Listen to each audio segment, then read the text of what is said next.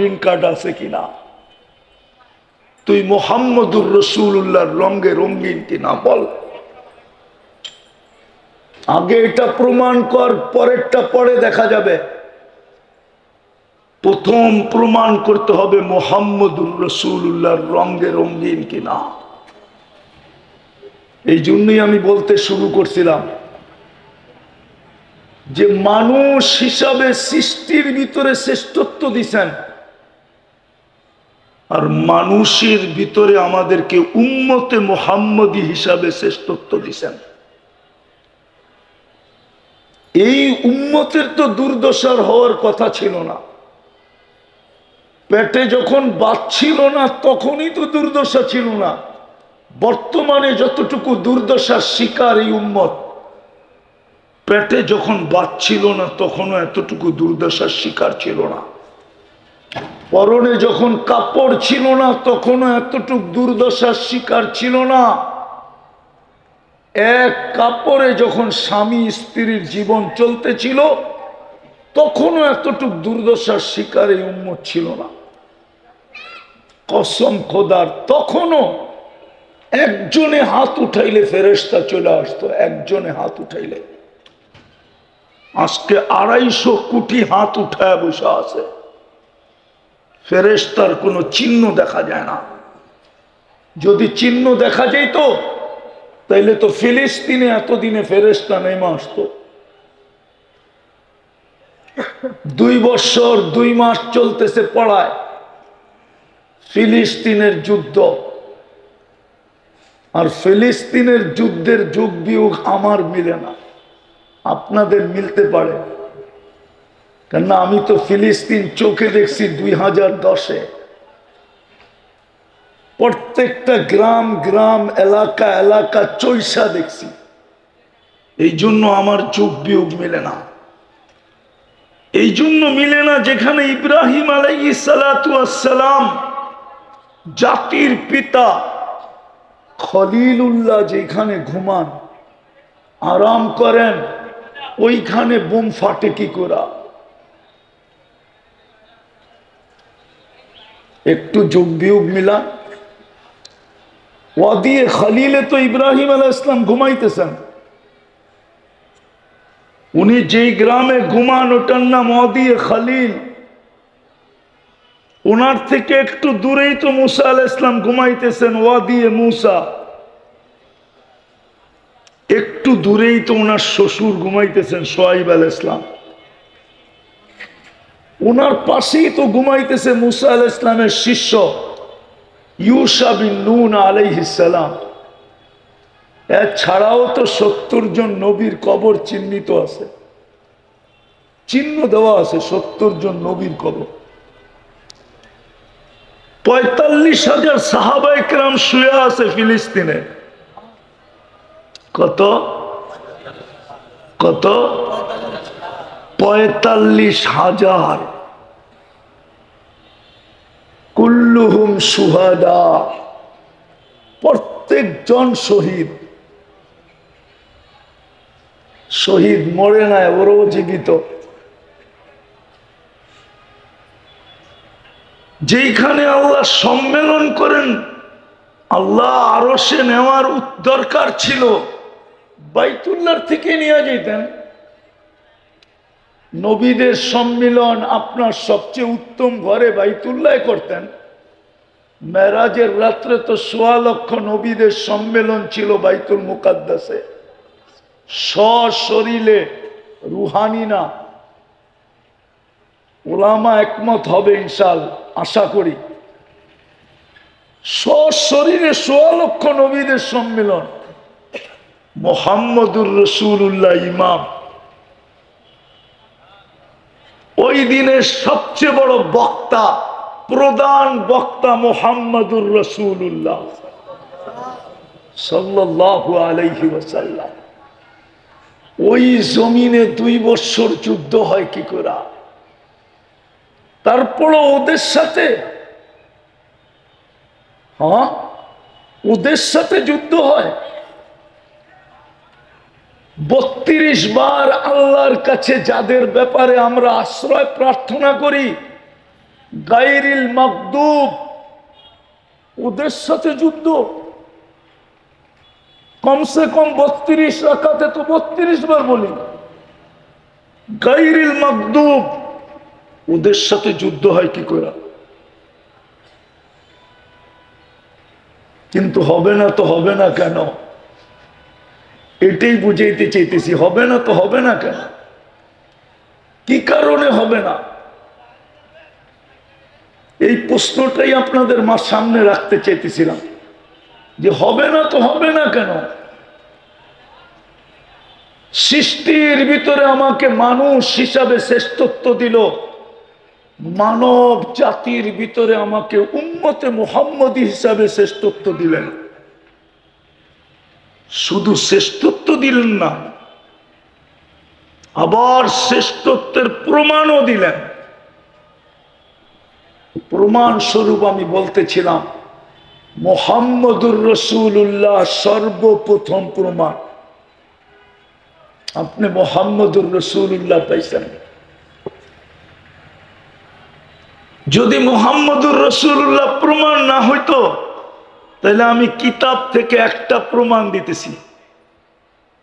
যদি মুহাম্মদুর রাসূলুল্লাহ সাল্লাল্লাহু আলাইহি ওয়াসাল্লাম আমার কথার প্রমাণ না হইতো, তাহলে আমি কিতাব থেকে একটা প্রমাণ দিতেছি। কিতাব থেকে দিতেছি, বাদায়ে নেহায়ে লেখা আছে। ওইখানে লেখা না থাকলে আমি বলতাম না যে দানিয়াল আলাইহিস সালাম শুধু এই উম্মতের হাতের মাধ্যমে কাফন দাফন পাওয়ার জন্য 2500 বৎসর অপেক্ষা করছেন। মৃত্যুর পরে ওনার দোয়া ছিল, আল্লাহ মৃত্যুর পরে যেন আমাকে সুরক্ষিত রাখা হয়। উম্মতে মুহাম্মাদি যেদিন আসবে, এদের হাতের মাধ্যমে যেন আমাকে কাফন দাফন করা হয়। কেননা আমি এই ফজিলতটুকু পাইতে চাই। কেননা উম্মতের মুহাম্মদের ফজিলত, মুহাম্মদুর রাসূলুল্লাহর উম্মতের ফজিলত যতটুকু আমি জানছি, আপনি আমাকে জানাইছেন, বিদায় আমার মন বলে আমি ওদের হাতের ছোঁয়া চাই। আর কোরআনও এই কথা সাক্ষী দেয়, মাসালুহুম ফিত তাওরাত ওয়া মাসালুহুম ফিল ইনজিল। আমাদের প্রশংসায় তাওরাত ভরা ছিল, ইনজিল ভরা ছিল, জবুর ভরা ছিল। আসমানি কোনো কিতাব নাই যেটার ভিতরে আমাদের আলোচনা না ছিল। কোন নবী রসুল এরকম আসেন নাই যাদের মুখে আমাদের আলোচনা না ছিল। আদম আলাইহিস সালাম থেকে নিয়ে ঈসা আলাইহিস সালাম পর্যন্ত আমাদের আলোচনাই আলোচনা ছিল। যদি আমাদের আলোচনা না থাকবে, তো ঈসা আলাইহিস সালাম কেন দোয়া করলেন যে আল্লাহ আমাকে উম্মতে মুহাম্মদী বানায়া পাঠান? আল্লাহ কেন কবুল করলেন? উনি কেন আসবেন? উনি দাজ্জালকে কেন হত্যা করবেন? কিন্তু যেদিন আসবেন উনি ইমামতি তো করবেন না, ইমামতি তো করবেন মাহদী আলাইহিস সালাম। উনি বলবেন ইমামতি করার অধিকার আমার নাই, এখন পর্যন্ত নাই যতক্ষণ আপনি বেঁচে আছেন। কেন আপনি উম্মতের ইমাম, আমি উম্মতের একজন ব্যক্তি। আপনার পরে যখন ইমামতি আমার কাছে আসবে, তখন আমি ইমামতি করব, কিন্তু আজকে তো আপনি ইমাম। তো শ্রেষ্ঠত্বের প্রমাণ হইল মুহাম্মদুর রাসূলুল্লাহ। খোলার সময় আমার কাছে নাই, নইলে এটাকে অনেক খোলা যায়। দ্বিতীয় প্রমাণ হইল কোরআন। কি কি কি কি? কোরআন। কালামুল্লাহ কোরআন না কালামুল্লাহ। আল্লাহ নিজের কালাম দিয়া দিছেন, নিজের কালাম আমাদেরকে দিয়া দিছেন। কিন্তু আফসোস, আমার জাতি 90 জন কোরআন পড়তে জানে না, নারী পুরুষ শতকরা 90 জন পড়তে পারে না। জানি না উত্তরের মানুষ রাগ হয়ে গেল কিনা, একমত আপনারা? 90% কোরআন পড়তে জানে না। পড়তে না জানে আমার কোনো আপত্তি ছিল না, কিন্তু আফসোসের বিষয় তো এইখানে, যদি ঘরে ঢুকার সাথে সাথে কোরআনটা চোখের সামনে পড়তো তাইলেও হয়তো মনটাকে বুঝাইতে পারতাম যে ঘরে ঢুকার সাথে সাথে কোরআনটা চোখের সামনে পড়ে, কিন্তু সমস্ত মুসলমানের ঘরে তো ঢুকার সাথে সাথে টেলিভিশনটা চোখের সামনে পড়ে। কোরআনটা তো চোখের সামনে আনতে হইলে বড় আলমারি খুইলা খুঁজা খুঁজা আনতে হয়। রাগ হয় না, পায়ে হাত রাখেন। টেলিভিশনটা তো সামনে পড়ে, চোখের সামনে, কোরআনটা তো চোখের সামনে পড়ে না। ঘরে ঢুকার সাথে সাথে কোরআনটা চোখের সামনে পড়ে না। উচিত ছিল ঘরে ঢুকার সাথে সাথে যেন কোরআনটা সামনে পড়ে, এমন জায়গায় কোরআনটাকে রাখা উচিত ছিল। কমসে কম কোরআন দেখা হইল কোরআনের কিছু না কিছু মহত্ব, গুরুত্ব, বরত্ব, সম্মান, এটার ছোঁয়া হইল আমার দিলে লাগতো। কিন্তু আফসোস, টেলিভিশনটা চোখে পড়ে ঘরে ঢুকার সাথে সাথে, বেডরুমে ঢুকার সাথে সাথে টেলিভিশনটা চোখে পড়ে, কোরআনটা পড়ে না। রাগ হয়েন না। আরেকটা বলবো, কোরআন 90% কোরআন পড়তে জানে না, কিন্তু কোনো আপত্তি ছিল না যদি ডেলি কোরআনটাকে নিয়ে একবার চুমা দিত, শুধু চুমা দিয়া বলতো বুকে লাগায়, মালিক তোর কালাম পড়তে পারি না, ভালো তো বাসতে পারি, পড়তে তো পারি না, ভালো তো বাসতে পারি, কিন্তু আমার জাতি তো কোরআন বৎসরের পর বৎসর ছুঁয়া দেখে না। এই মজমায় পাওয়া যাবে কবে কোরআন ছুঁয়া দেখছে বলতে পারবে না, নাই এই মজমায় কেউ। আমি হাত উঠাইতে বলবো না, আছে তো? হ্যাঁ, যুবকরাও বলতে পারবে না ওরা কবে কোরআন হাত লাগায় দেখছে, ছুঁয়া দেখছে, বলতে পারবে না। অথচ আপনারা বললে হাসবেন, ওরাও হাসবে, সবাই বলবে হুজুর হাস্যকর কথা বলল। ওরা ডেলি 2-4-10 বার মোবাইল টাচ করে চুমা দেয়। জিগান দেয় না, না দেয়? সত্য তো? নর্তকী, নর্তকী, গায়িকা, সায়িকা, নায়িকা দেখে 2-3 মিলা একজন আরেকজনকে খোঁচা দেয়, দেখছ জিনিসটা কি, তো হিট হয়ে যায়। ঠান্ডা হবে কেমনে? মোবাইলের ভিতরে হাত ঢোকে না, কোথায় নাচে জানে না, তো এইখানে বই মজা লয়, মোবাইলের টাচ করে চুমা দেয়। জিজ্ঞেস করেন ওদেরকে, আমি যদি ভুল বলে থাকি। অথচ কবে কোরআনকে চুমা দিছে এটাও জানে না। রাগ হয়ে যাবেন? বলবো এই উত্তরেই আছে, ঘন্টার পর ঘন্টা সিরিয়াল দিয়া বসা থাকে ডাক্তারের কাছে, আর মোটা মোটা ভিজিট দেয়, মোটা মোটা। কেননা উত্তরার ডাক্তারদের ভিজিট আর ওই কমলাপুর সমলাপুরের ডাক্তারের ভিজিট তো এক না, ঠিক না? তো লম্বা লম্বা ভিজিটও দেয়, 4-4-5-5 ঘন্টা বসেও থাকে, কিন্তু একজনও হবে না এখানে যে কোরআনটাকে চাইপা নিয়া বলছে, মালিক শুনছি কোরআনের ভিতরে শেফা রাখা আছে, তুই কোরআন নাকি শেফা হিসাবে নাজেল করছিস, ও মালিক আমার শেফার দরকার, তোমার কালাম শেফা দিয়ে করবে তো করবে কি, আমার শেফার দরকার। আমি বুকে চেপা ধরলাম, ওই পর্যন্ত ছাড়বো না যতক্ষণ পর্যন্ত তোমার কোরআনের শেফা আমার ভিতরে না যাবে। বলেন এখানে কেউ আজ পর্যন্ত বুকে চেপা ধরছে?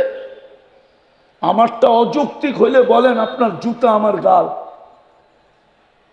যদি অযৌক্তিক হয়। কোরআনকে তো চেপে ধরে না।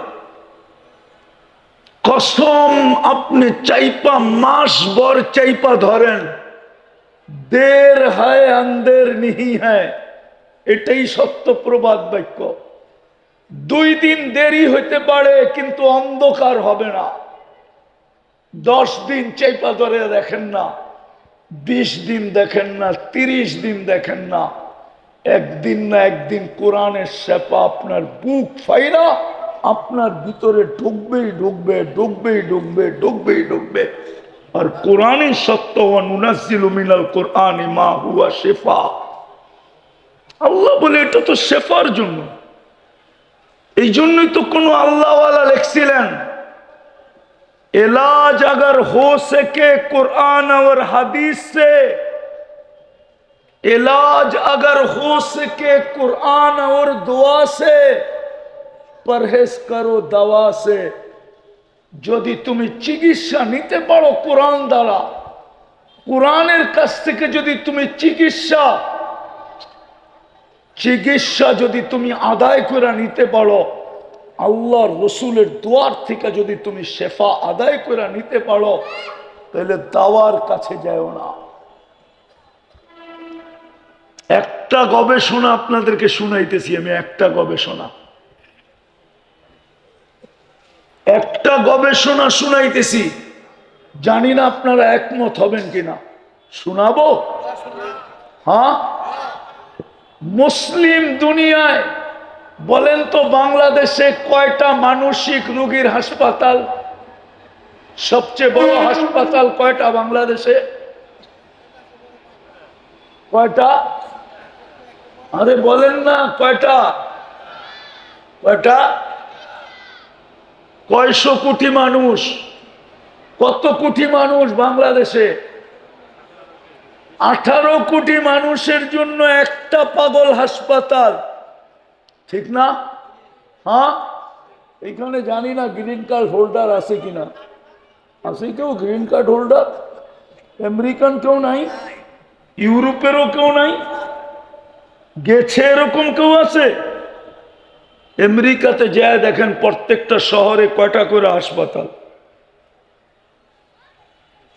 মেন্টালিটি হাসপাতাল কয়টা? আমি প্রথম যখন অস্ট্রেলিয়ায় গেছি, প্রথম 2016-তে গেছি প্রথম, তারপরও গেছি অনেকবার, টানা গেছি 3-4 বছর। যাইতে হইতেছিল তাবলিগি কাজের কারণে। তো আমি যখন এয়ারপোর্ট থেকে বাহির হয়ে আমি জিজ্ঞাসা করছি যে তোমাদের এখানে মানসিক রোগীর হার কত? আপনি ফার্স্ট টাইম আসলেন, এটা জিজ্ঞাসা করলেন কেন?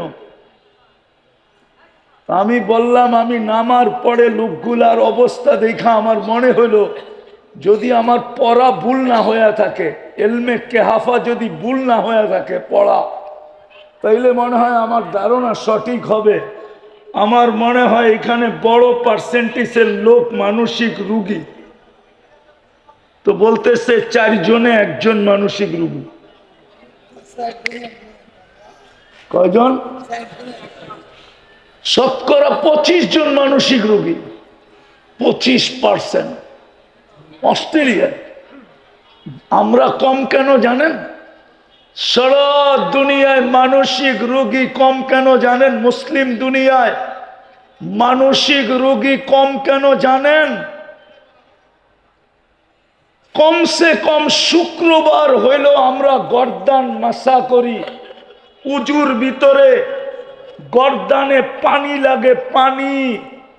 আর 5 বেলা যারা করে উজু, ওরা 5 বেলায় গর্দানে পানি লাগায়। এই জন্য মুসলমানের ভিতরে মানসিক রোগী কম। এই রিচার্জ আমার না, আমেরিকান ডাক্তারের রিচার্জ, আমার না। নিবেন নাম ঠিকানা, নিবেন এই লিটারেচার আমার কাছ থেকে, কিন্তু দুনিয়াতে এটা মিডিয়ায় আসে নাই, আসবে না কোনোদিন।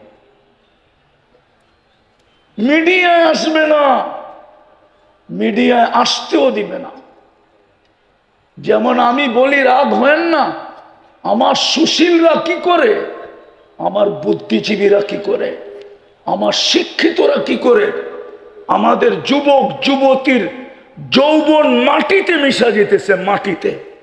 আমার সমাজের সুশীলরা কি করে, আমার সমাজের শিক্ষিতরা কি করে, আমার সমাজের বুদ্ধিজীবীরা কোথায়, আমার সমাজের ডাক্তাররা কোথায়?